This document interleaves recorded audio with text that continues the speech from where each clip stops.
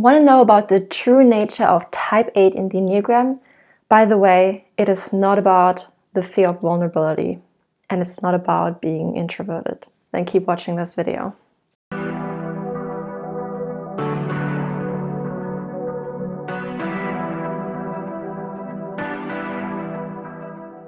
Okay, welcome. So this is Type Evolution, where we talk about how we can evolve through our personality type, how we can go through our personal evolution with the help of understanding and applying personality type theory. So this is a bit of a controversial video in the Enneagram community, but I'm doing this on purpose because I think there's a lot of misunderstandings concerning type 8 in the Enneagram. What is type 8? I think there are a few things we can all agree on when it comes to the nature of type 8. Type 8 is the kind of personality, so the kind of ego identity, that is primarily focused on directing and being in control of the external world. Directing is a more neutral, even positive aspect of it, so they tend to naturally assume and acquire leadership positions because they like to direct the external environment. However, in the dark side of it, it turns into controlling the environment, being overly dominating or domineering of the external environment. And when in the unhealthy stage, the type 8 is not able to feel in control of their external environment and the people or objects in it, they will become angry. So the anger is actually a way how the 8 is inclined to get control or domination over the situation. So when they don't feel like they can do it, they will get into anger. And their anger is actually also oftentimes used as a form of punishment. So the 8 is inclined to punish people if they are unhealthy when they do not conform to their leadership, to their domination, to their control of the situation. This is it. This is type 8. Anything else is not type 8. So let that sink in, because there are a lot of things that are being mixed up with the type 8 personality or ego identity that are not really causation, they are just correlation. So one of the most common aspects I see everywhere is the so-called fear of vulnerability. The fear of vulnerability alone is related to something that's called attachment style. And all the insecure attachment styles, both avoidant and anxious, but especially avoidance, have a fear of vulnerability. And this fear of vulnerability is just in relation to relationships with other people, human beings, especially romantic, but can also be platonic. And this fear of vulnerability boils down to being scared to open up because then someone might hurt you. But this is, as I said, an insecure attachment style issue. So now you might say, okay, well, why do you bring this up? Why bring up a different system? It's type 8, that's it, right? So type 8s have a fear of that, right? And that's actually false.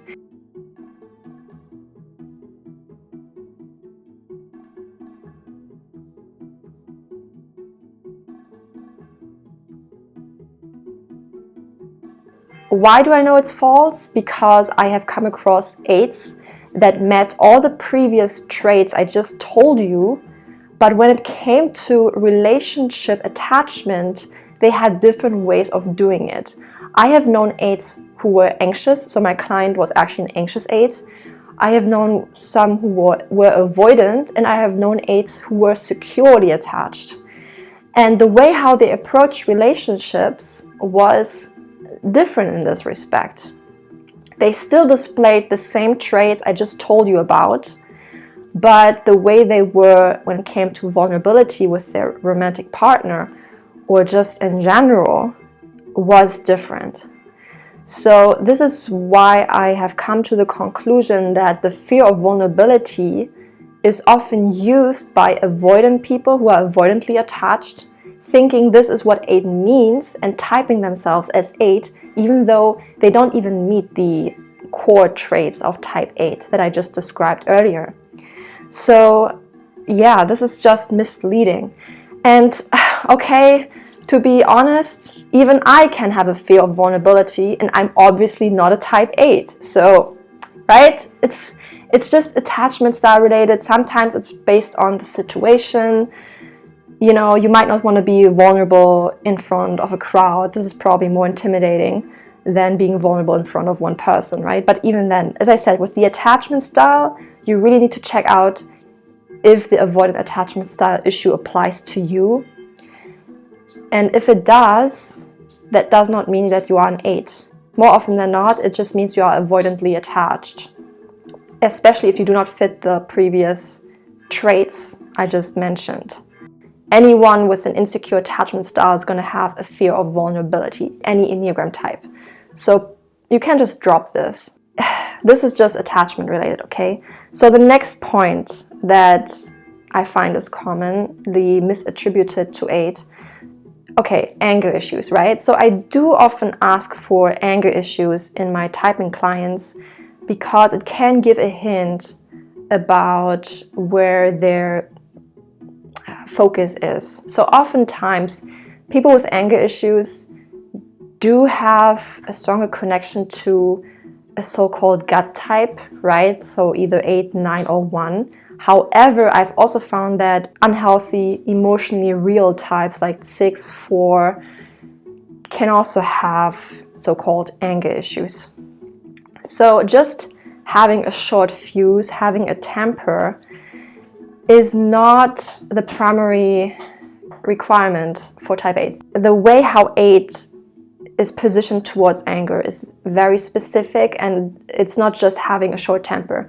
Of course, it's often correlated, especially if they are unhealthy. They usually will have a short temper, but not always. So as I said, they use their anger mostly as a means of domination or control, or this is where their anger gets so-called triggered. It's not really just having a temper or anger issues. This could apply to other types as well. This is why I would say it's not a core marker of type 8. I went into these aspects. Avoidant attachment and anger issues are not the core of type 8. They're just not. It's what I described earlier. It's rather this focus on direction, being the leader or being domineering, being in control of the external environment. And with that focus, you can see how 8s have to be extroverts. Now, I used to think that 8s could possibly be introverts in the beginning. But based on both my experience and also the theory itself, I came to the conclusion that it doesn't make sense for 8s to be introverts. As I said, the focus is very much on the external environment, and the 8 has a natural disconnect from the internal self. So this is much more typical of extroversion. This is just how extroversion operates, especially in the Jungian sense of the term. I don't even mean sociability, that's a different subject. I just mean your natural focus is rather on the external world rather than the internal world. And this is how 8s are. So this is just 8 essentially, but then also it mentions that the type 8 is an assertive type. And I would say all the assertive types are extroverts. 3s, 7s, and 8s are all extroverts. Once again, this is controversial. I know there's going to be people who are going to be like, no, I'm an introvert and I'm a type 8 or I'm type 7 or type 3. I have to say, okay, I also base this on my typings. If you are going to be this miraculous person who combines these traits, okay, then I will have a look. But just based on you saying that, I'm not going to change my position because, as I said, the foundation of 8 is just predisposed towards extroversion. So it's hard to argue with that, in my opinion, at least. So yeah.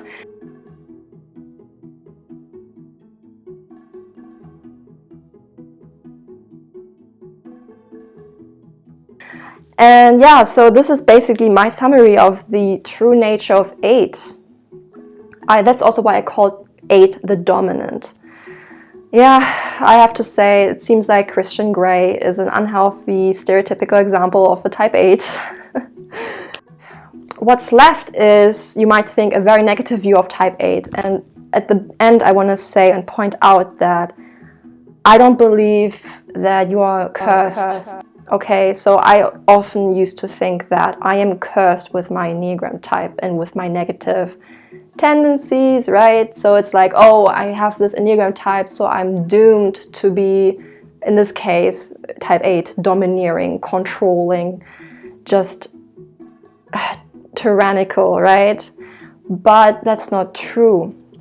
The great thing about the Enneagram is, to move more to the evolution side of it, you can see what your tendencies are, but they're not truly reality, okay? So the 8 might have this natural tendency to feel like they have to control the external environment and be dominant.